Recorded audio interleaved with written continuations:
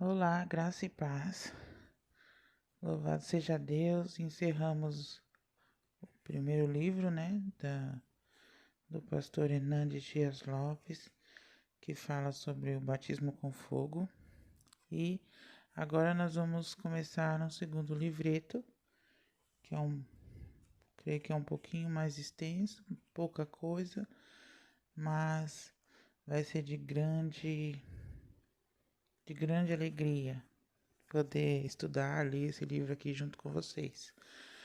Também é do pastor Hernandes Dias Lopes e chama Derramamento do Espírito. Essa promessa é para você, para hoje. Então, é do pastor também Hernandes Dias Lopes. E eu vou começar aqui lendo o prefácio, a introdução, tá? E que o Senhor nos abençoe neste tempo desse estudo. O professor Charles Erdmann, do Seminário de Princeton, Estados Unidos, deixou-nos este testemunho de profunda inspiração. Existe tremenda significação em duas passagens paralelas das Escrituras. Habite em vós ricamente a palavra de Cristo, está lá em Colossenses 3,16, e enchei-vos do Espírito, Efésios 5,18. A ampla divulgação das Escrituras Sagradas em nossa terra já é motivo de não pequena exultação. Mas isso é apenas o começo.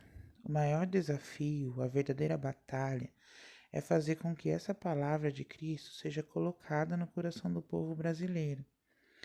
Igualmente auspicioso é o fato de que, cada vez mais, maior número de editoras está publicando traduções de alguns poucos e excelentes livros sobre a pessoa e obra do Espírito Santo, para o já enorme e crescente público evangélico brasileiro. Mas muito mais auspicioso ainda é que já estamos começando a ouvir profetas da terra. Eles estão se levantando com poderosa inspiração verdadeira, unção do alto e já com um bom acervo de conhecimentos bíblicos, teológicos e históricos sobre o grande tema.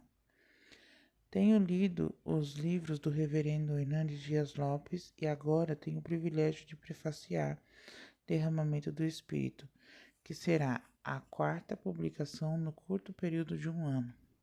Já ouvi também algumas de suas mensagens, com júbilo no coração e gratidão ao Senhor, especialmente em virtude da firmeza, correção e atualidades dos seus ensinos, a julgar pelos melhores padrões de nossa teologia reformada. Capacitado com mente privilegiada, com invulgar beleza e fluência de estilo, ele pode dispor de notáveis recursos de comunicação.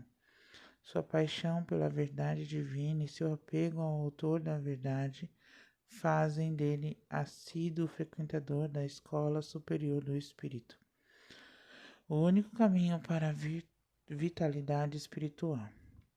Ainda no começo de sua jornada profética, o autor já descobriu que nem mesmo as brilhantes composições de palavras humanas são capazes de comunicar sozinhas as manifestações de Deus reveladas no seu ministério, ou de esgotar o sentido das verdades manifestas. O sagrado não cabe em meras definições. Por isso, Deus tem falado muitas vezes e de muitas maneiras. No tratamento da pessoa e da obra do Espírito Santo, Deus tem falado também por meio de símbolos de nossas experiências diárias. São 7 os principais símbolos usados nas Escrituras: o fogo, as águas vivas, o vento, o óleo, a pomba, o selo e o penhor. No seu primeiro livro, Batismo com Fogo, o autor busca sua inspiração num dos mais estupendos fenômenos da natureza, o fogo, a misteriosa ação do Espírito que ilumina, aquece, purifica, se propaga e até mesmo se torna poder consumidor.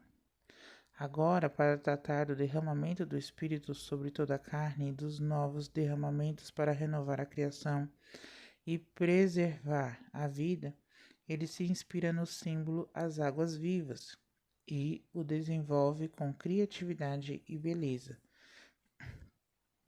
Em todo o seu livro, encontramos uma insistente inquietação, impaciência e acabrunhamento em face do chocante contraste que observa entre o que Deus tem realizado pelo seu Espírito em outros cenários das igrejas reformadas e o pálido desempenho das nossas igrejas neste país com quase um século e meio de existência.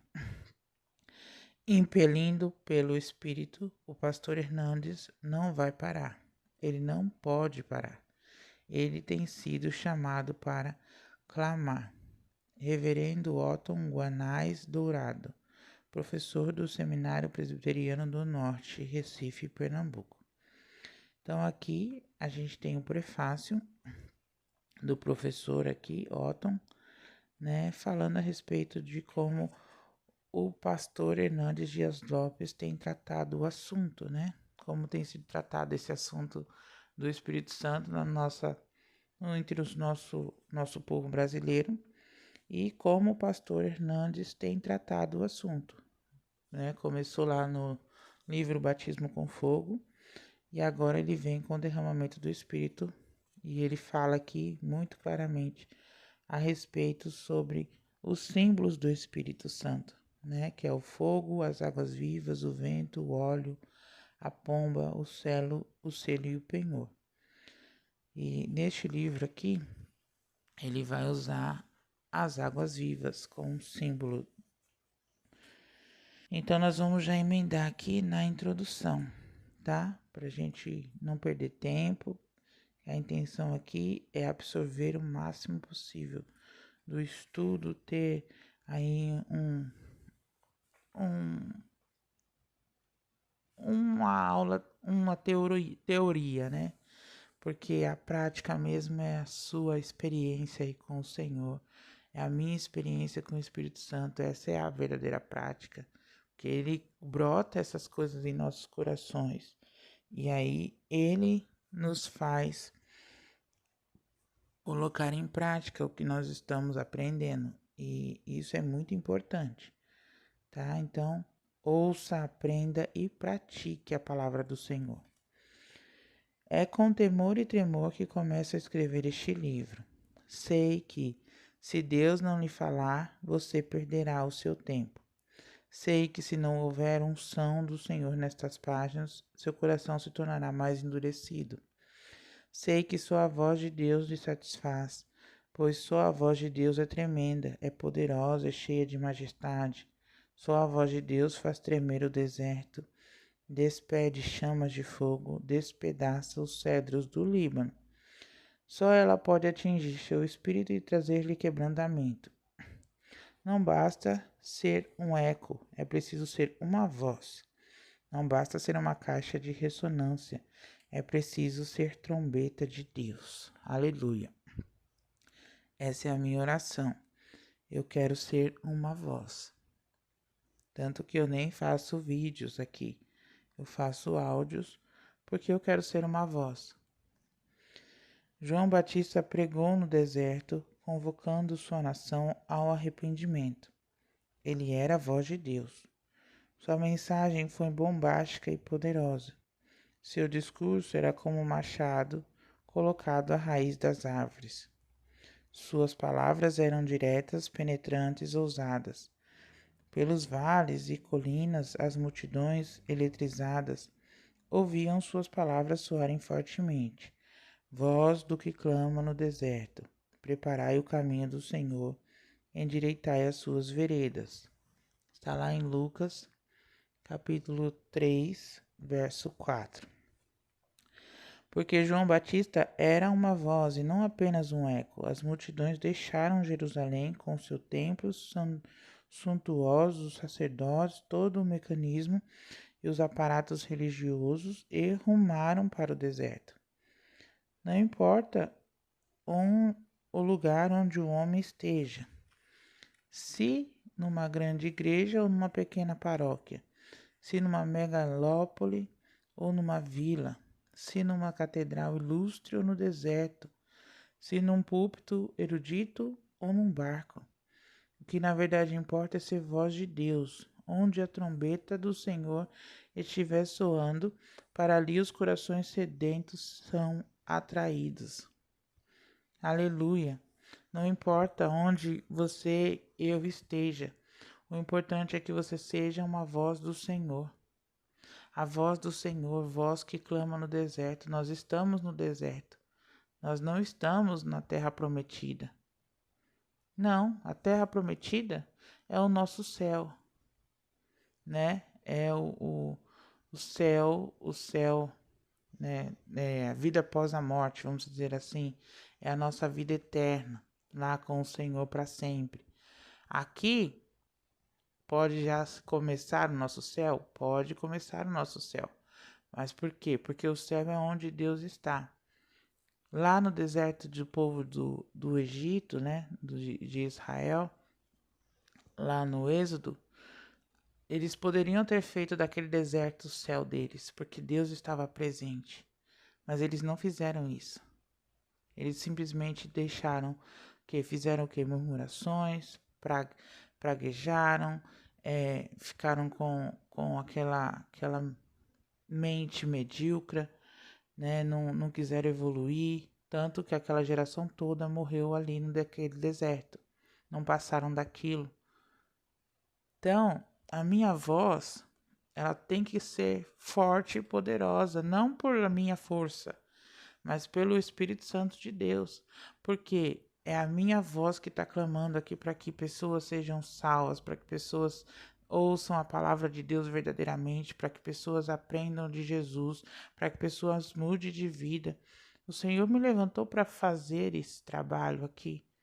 Não importa se vai ser uma pessoa que vai ouvir, ou se vai ser 10, ou se vai ser 50 mil, eu não sei até onde pode chegar. Mas eu sei que eu estou aqui cumprindo o chamado do Senhor. Se é para poucas pessoas, como ele colocou aqui, né? Se é para uma vila, se é para uma casa, se é para uma cidade grande, não sei.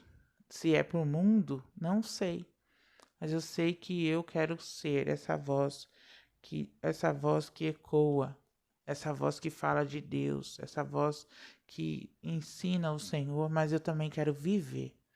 Quero que as pessoas olhem para mim e vejam eu como Delma que vive o Senhor, que quer ter uma vida diferente com o Senhor, que busca o Senhor na minha casa, na minha intimidade.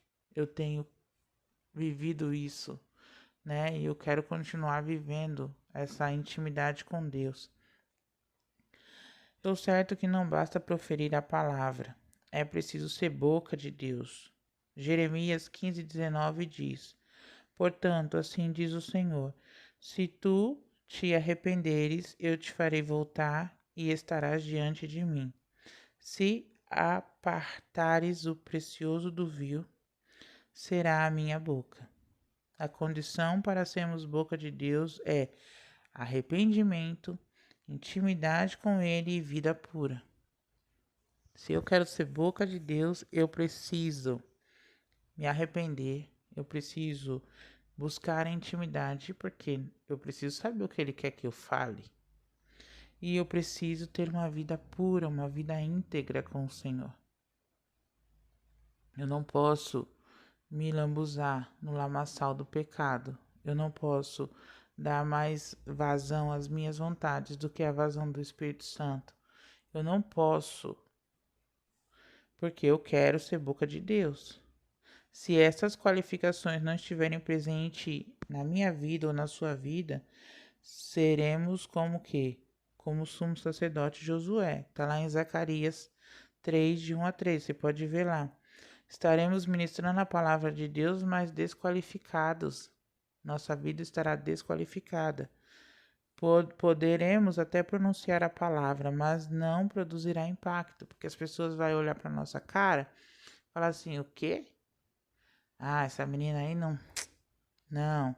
Ela engana no trabalho, ela faz falcatrua, ela passa por cima dos outros, ela quer ser mais, ela não é humilde, ela não vive Cristo, tem uma boca suja, trai o marido, vive violentando as crianças, vive amaldiçoando os filhos dela com palavras torpes, com palavras ruins. Então, tem alguma coisa errada, né? Como é que eu vou estar falando de Jesus, eu vou estar falando do Espírito Santo com esse tipo de palavreado, com esse tipo de situação, com esse tipo de vida? E os meus filhos, meus próprios filhos, meu marido, olhando para mim e falando assim, isso não é de Deus, não. Difícil, né? Então, continuando aqui a leitura. Fico estarrecido e impressionado com as palavras que a viúva de Sarepta diz a Elias. A nação de Israel estava assolada por uma seca terrível. O juízo de Deus estava desmoronando a credibilidade de Baal, deus da fertilidade. O povo apóstata estava colhendo os amargos frutos do seu desvio espiritual. Havia 3 anos e meio não chovia em Israel. Tudo estava devastado pela implacável seca. Reinava fome e desespero na terra.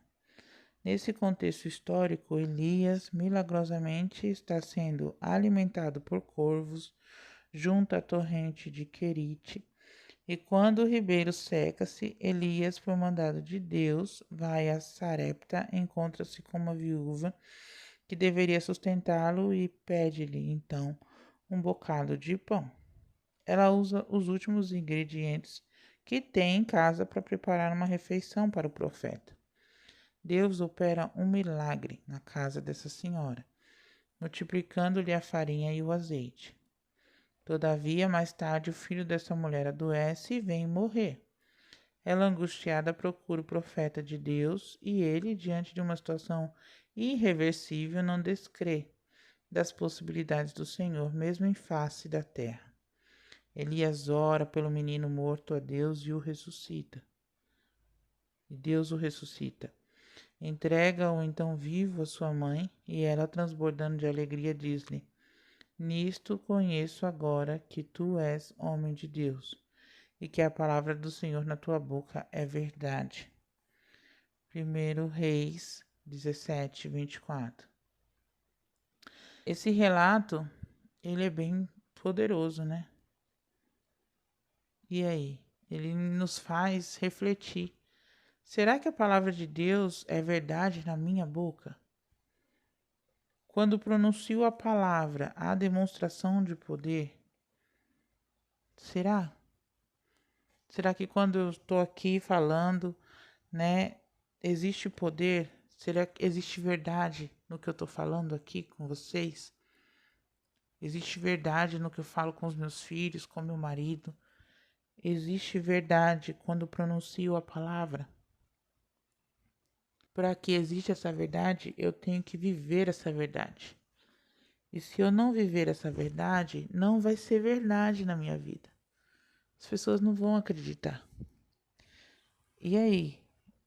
E você? Será que está se enchendo aí da palavra de Deus na sua boca? Paulo diz à igreja de Corinto: A minha palavra e a minha pregação não consistiram em linguagem persuasiva de sabedoria, mas em demonstração do Espírito e do poder. 1 Coríntios 2, 4. A palavra de Deus é verdade na sua boca. Quando você profere a palavra, ela produz impacto nos corações. Quando eu falo da palavra, eu produzo impacto nos corações. As pessoas são impactadas, as pessoas sentem Deus, as pessoas sentem o Espírito Santo agindo através das coisas que eu falo. Quando nós lemos a palavra, ela arde no seu peito. Quando você lê a palavra e o Espírito Santo revela, ilumina, você sente o quê? Um prazer, Você sente arder no coração aquela chama. Hum? Quando você prega a palavra, ela atinge as consciências. Será que o que eu estou falando, o Senhor está usando para que a consciência das pessoas sejam tocadas? Ela penetra como uma espada, quebra a dureza dos corações como um martelo, queima os corações como fogo. Será que isso acontece? Porque eu quero que isso aconteça quando eu falo, através do Senhor usando a minha boca para falar. Que era isso que acontecia quando João Batista falava. As pessoas saíram lá dos templos para irem até o deserto para ouvir João Batista, porque era o Espírito Santo usando João Batista para dizer ao povo para que eles se arrependessem, porque estava chegando, Jesus estava vindo e eles precisavam se arrepender para serem batizados com água e com fogo. João Batista batizava com água porque eles queriam que para que eles fossem o que? Purificados. Mas viria outro que viria batizar com fogo. Então, eles precisavam estar preparados. Será que eu e você estamos preparados? Porque Jesus está voltando, o noivo está vindo. E quando ele chegar, nós estamos como? Queimando, ardendo, ou nós estamos totalmente inertes e apagados? Tem muitos que estão na inércia, estão totalmente apagados, vivem uma vida medíocre, uma vida religiosa, não buscam o Senhor, não tem verdade naquilo que eles falam. O grande drama da igreja hoje é que os pregadores falam com erudição, mas não têm unção. Têm palavras pomposas e eloquentes nos lábios, mas não têm óleo sobre a cabeça. Discorrem sobre temas profundos, mas não são boca de Deus. Na verdade, os pregadores estão frios, eles não ardem, não têm o coração aquecido como John Wesley. Parece mais uma geladeira a conservar seu religiosismo intacto do que uma fogueira acesa a inflamar outros. Precisamos arder primeiro se queremos ver a seara pegando fogo. O pregador precisa ser um graveto seco a pegar fogo. Depois que o fogo pega no graveto seco, até lenha verde começa a arder.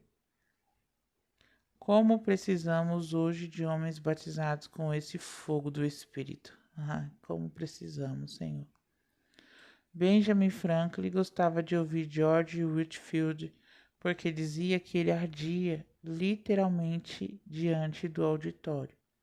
Como podemos pregar com poder se não estamos inflamados por Deus? Como podemos? Não podemos se nós não estivermos inflamados por Deus, se nós não estivermos batizados com fogo, se nós não estivermos cheios do Espírito Santo, nós não podemos. Essa é a verdade. Como a palavra pode sair dos nossos lábios despedindo chamas de fogo, se nós estamos gelados? Se nós não estamos ardendo nesse fogo, não podemos. Como podemos despertar outros se estamos dormindo?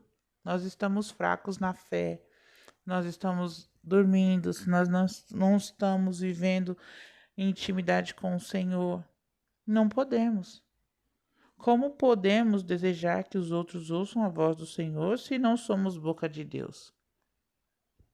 Não podemos. Não podemos. Não pode, não dá, não é possível. Se eu quero que esse áudio chegue aos corações de outras pessoas, eu preciso querer isso em minha vida primeiro.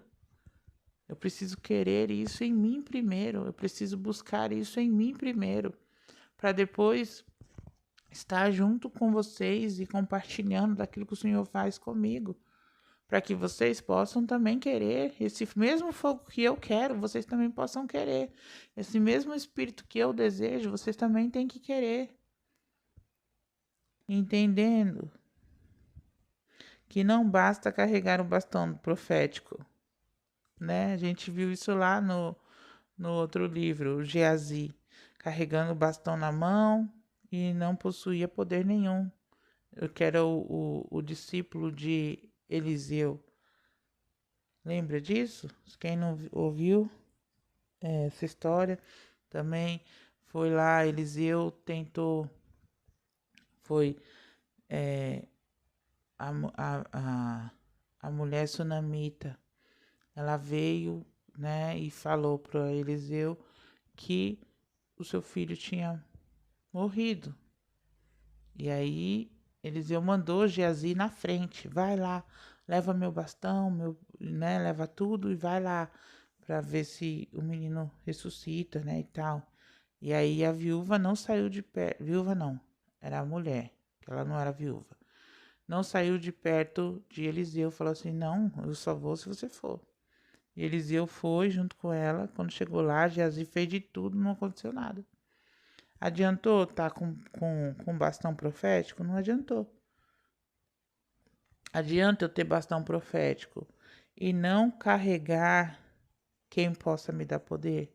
Quem é que vai me dar poder? Quem é que vai ser a minha alavanca para que tudo aconteça? É o Espírito Santo. O Espírito Santo, a pessoa de Deus que habita em mim, que habita em você. Se você aceitou Jesus em seu coração, o Espírito Santo está aí com você, comigo. E aí não basta eu ter poder, não, se o Espírito Santo não estiver comigo, né? Assim também muitos hoje carregam bastão profético, são ortodoxos, pregam uma sã doutrina e fazem lindas exposições, mas os mortos espirituais não ressuscitam.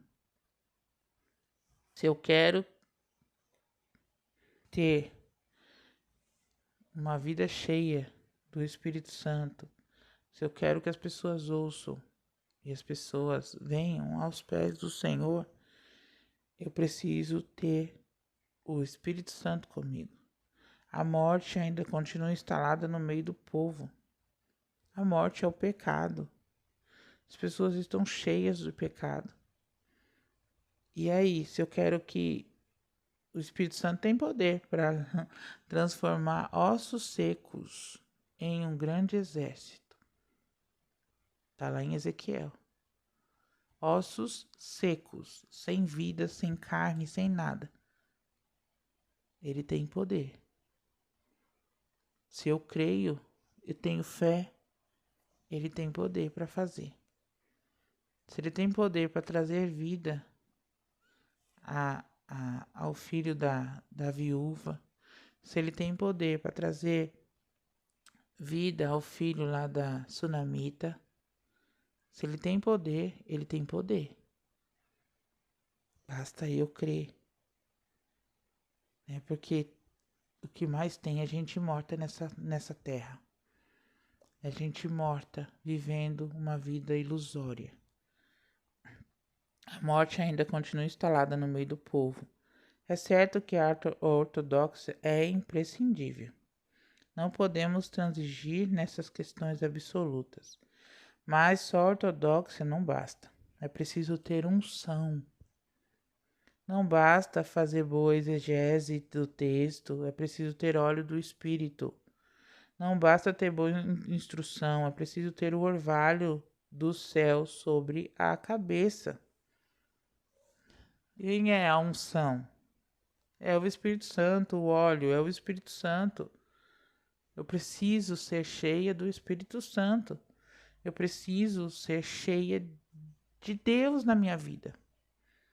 Então não basta eu ter eloquência, não basta eu ter uma ortodoxa excelente, não basta eu ter uma boa introdução do texto, falar bem, não basta, não basta. Eu preciso ter uma vida no Espírito. É angustiante perceber que a morte está presente em nossas igrejas. Existe um batalhão de pessoas não convertidas em nossas congregações. A solução não é colocar flores sobre os cadáveres, enfeitá-los, perfumá-los, colocar roupas elegantes neles ou embalsamá-los. Eles precisam de vida, Porque cadáver, uma hora cheira mal. Pode estar com a roupa mais linda. Se demora pra enterrar, pra você ver como que acontece. Eles começam a entrar em decomposição. Tem um ditado que fala assim. Eu sou péssima com ditados. Eu sei que no final, por dentro, é todo pão bolorento, né? Por fora, uma bela viola, uma coisa assim. Eu não lembro direito. Sei que por fora, todo lindo, todo elegante, todo chique. Mas por dentro, tudo podre, tudo ruim, tudo. É isso que quer dizer. Eu não lembro aqui a frase direito, que eu sou péssima nisso. Mas caía direitinho aqui. Então, não basta. Não basta. Tá morto. Tá morto, não tem vida. E pra ter aí, precisa ter vida. E vida em abundância. E quem pode dar essa vida é só o Espírito Santo. Se a gente viver no pecado, se a gente viver dessa maneira, de qualquer jeito, a gente vai ter uma vida falsa. Uma vida de cadáver. Estamos mortos por dentro. Não adianta, não vai ter brilho, não vai ter luz do Espírito Santo, pelo contrário, vai ter trevas. Por quê? Porque estamos no pecado. Estamos tendo uma vida que não condiz com aquilo que o Senhor nos fala. E é por isso que Eliseu foi à casa da mulher sunamita. Ali havia um menino morto. Geazi, ele não foi feliz, né? Ele fracassou em seu trabalho. Eliseu, porém, se envolve com o menino morto. Ele coloca lá mão com mão, pé com pé, né? Boca com boca. Ele aquece aquele menino e ele clama por aquele menino e ele levanta e ele ora, busca e vai de novo e aí o menino volta à vida, porque ele estava só aquecido até então, depois que ele vem a ter vida de novo, né? Leva-o para o seu quarto, para a sua cama, ora, clama, persevera, até que Deus intervém e o menino levanta vivo. Precisamos entender que falta à igreja nestes dias o mesmo poder. Falta mesmo. A gente não quer ter essa disposição, a gente não quer ter esse compromisso, a gente não quer, não quer ter, a gente quer ter o poder, mas não quer ter uma vida de busca pelo poder. A gente não quer ter uma vida íntegra da maneira que Deus deseja. Não, a gente quer viver do nosso jeito. E aí, quem sabe, a gente rola um poderzinho, né? Só que não. Não podemos enfrentar os desafios destes séculos sem esse revestimento de poder. Mas será que existe base bíblica para esperarmos da parte de Deus um avivamento hoje? Será que essa expectativa não é um sonho ilusório? Será que não? Estava pregando em Salvador, Bahia, em 1992 e um repórter abordou-me. O senhor crê mesmo em avivamento? Sim, creio, disse-lhe. Qual é a evidência que o senhor pode me dar de que esse avivamento pode trazer mudanças para a igreja e para toda a nossa nação? A história está repleta de exemplos incontestáveis dessas intervenções soberanas de Deus, levantando sua igreja das cinzas e reerguendo dos escombros cidades e nações. Não foi isso que aconteceu em Genebra no século XVI, sob a liderança de João Calvino, transformando uma cidade corrupta na mais viva maquete do reino de Deus na terra? Não foi isso que Deus realizou na Inglaterra, no país de Gales, na Escócia, nos Estados Unidos, na China, na Coreia do Sul, nas Ilhas Novas Hébridas? Nestes últimos anos, assistimos a uma poderosa intervenção de Deus, libertando a Romênia das mãos impiedosas e cruéis de Ceausescu em apenas 10 dias. Tudo começou no dia 15 de dezembro de 1989 e acabou no dia 25 de dezembro do mesmo ano. A mudança radical em toda aquela nação, que levou à queda de um ditador carrasco, foi iniciada por uma pequena igreja reformada de 8 membros na cidade de Timisoara. A polícia secreta de Ceausescu cercou a casa do pastor Toderick para expulsá-lo da cidade. Os crentes corajosos cercaram a casa do pastor. A polícia buscou reforço e os cristãos da cidade uniram-se ao redor da casa, fazendo um grande cordão humano. À noite, quando a polícia chegou com violência e de armas em punho, encontrou uma pequena multidão resistindo bravamente àquela atitude autoritária. Um jovem batista comprou velas e a distribuiu aos crentes presentes. As velas iam sendo acesas à medida que a polícia impiedosamente atirava sobre a multidão, abatendo homens, mulheres e crianças. Esse jovem batista levou um tiro na perna. Correram com ele para o hospital. Precisaram de imediato amputar-lhe a perna para salvar-lhe a vida. Alguém compadecido dele perguntou: "Você está arrependido?" Ele disse: "Não. Eu perdi uma perna, mas acendi a primeira vela." Dentro de uma cena, cerca de 100.000 pessoas estavam nas praças de joelhos, sob a liderança dos pastores, clamando num brado de guerra e triunfo: "Deus existe! Deus existe! Deus existe! Liberdade, liberdade, liberdade!" Naquela mesma semana caiu o ditador da Romênia e o país ficou livre. Hoje, 5 anos depois, a Igreja de Cristo, até então perseguida ali, está florescendo extraordinariamente. O país inteiro está se erguendo das cinzas. 5 anos depois, né? Então, foi 1989 que aconteceu isso. 90, 91, 92, 93, 94 que ele escreveu esse livro. Então, olha quantos anos já fazem. 30 anos. Como será que está a Romênia hoje? Eu não sei. Mas eu sei que o Senhor interviu naquele momento e naquele tempo. E eu espero que a igreja esteja crescendo, como nunca naquele lugar. Então nós temos que crer que o mesmo Deus de antes é o mesmo Deus de agora. E é o mesmo Deus que vai reinar e triunfar para sempre. E o seu nome é Jesus. Jesus Cristo é o único Salvador, é o único Senhor da nossa vida. É o único que entregou a sua vida por nós. Então nós precisamos crer firmemente que Deus pode intervir também no Brasil, derramando sobre a nossa pátria querida um poderoso avivamento. Nós precisamos crer que Ele pode pôr a Igreja Evangélica Brasileira de pé, como um exército santo cheio de poder. Podemos crer que Ele pode tirar nossa nação do pântano de idolatria, de imoralidade sexual, de vícios. Sabe, nós precisamos crer que Ele pode libertar nosso país da feitiçaria.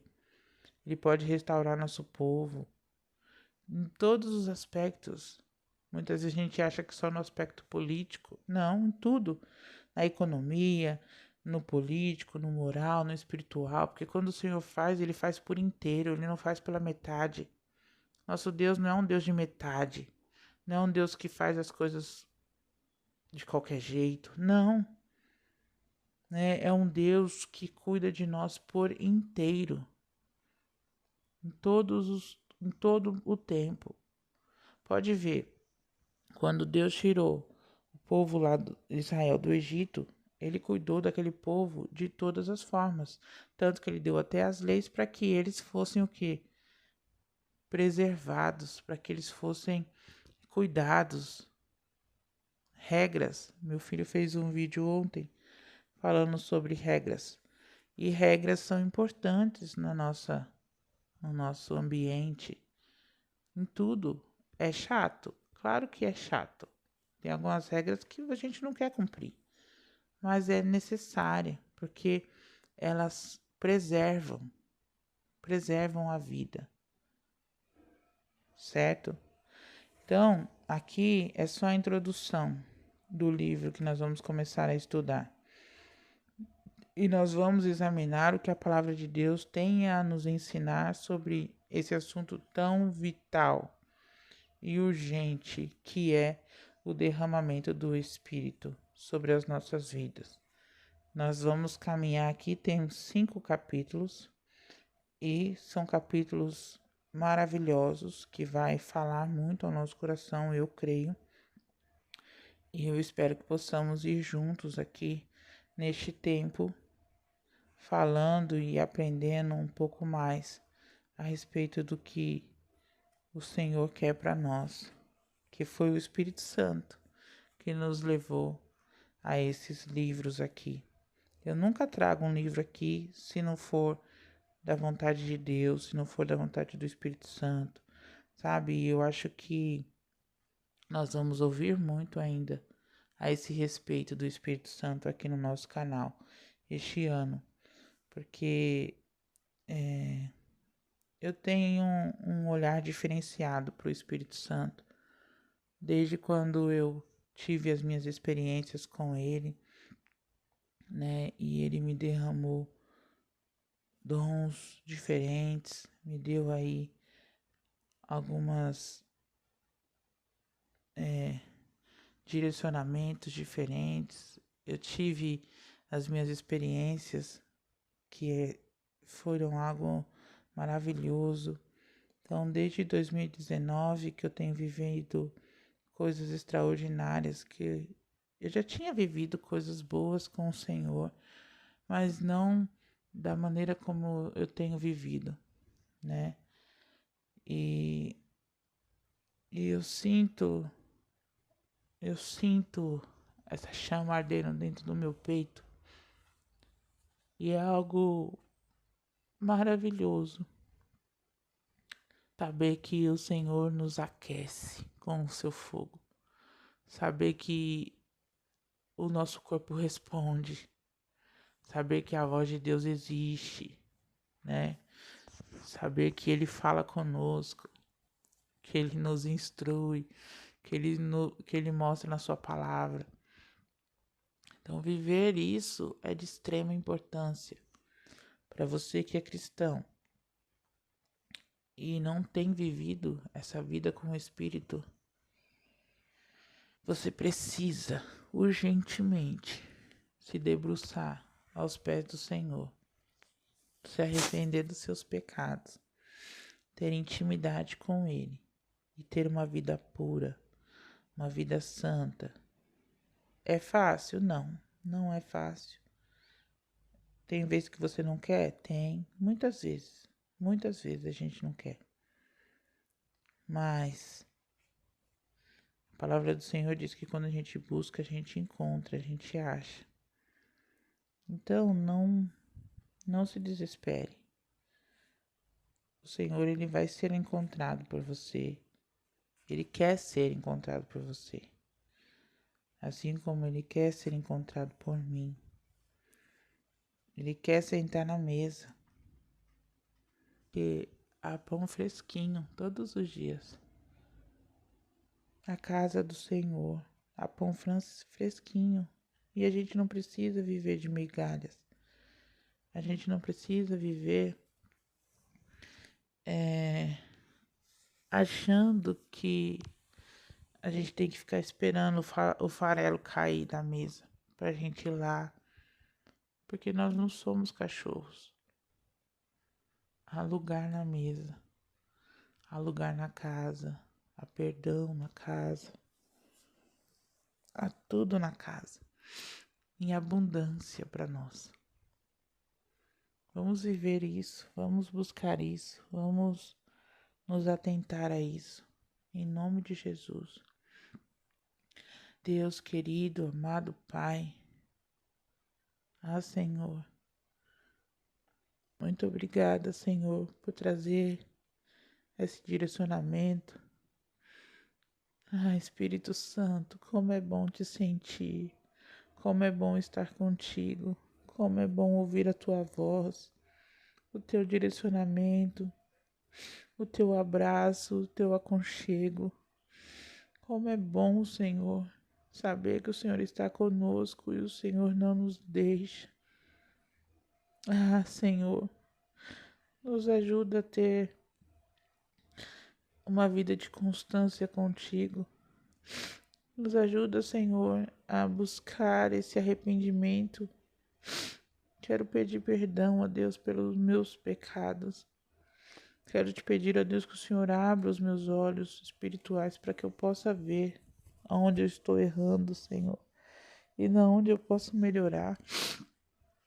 Que cada um de nós aqui tenha essa consciência, Pai, de se arrepender dos pecados, de se arrepender verdadeiramente, de não buscar fazer mais. Senhor, nós muitas vezes estamos nos esquecendo quem Tu és, ó Pai.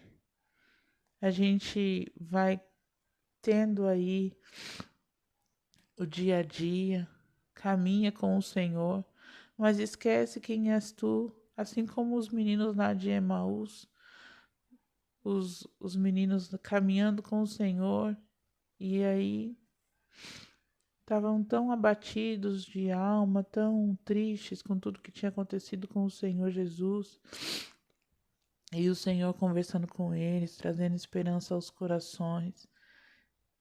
Mas eles não estavam vendo quem era o Senhor. Até que partiu o pão e os olhos se abriram. Senhor, que nós possamos entender que há lugar na mesa contigo. Nós possamos entender que nós não precisamos viver de migalhas, Senhor. Nós não precisamos, ó Deus, ficar desesperados, porque o Senhor está conosco, ó Pai. A tua vara e o teu cajado nos consolam. E o Senhor preparas uma mesa. O Senhor preparou uma mesa para nós, para que nós tivéssemos vida e vida em abundância. E muitas vezes a gente quer ficar mendigando. A gente acha que mendigar é a melhor coisa. E não é. Mendigar não é a melhor coisa, porque o Senhor é um Deus abundante. É um Deus de alegria, é um Deus que traz paz. É um Deus que dá segurança aos nossos corações. Então, ó Pai, nos ajuda, Senhor, a ter essa intimidade com o Senhor, a viver, ó Pai, sentado na Tua mesa, viver caminhando contigo. É assim que nós queremos, ó Deus. É assim que nós precisamos e é assim que nós almejamos. Em nome de Jesus. Amém.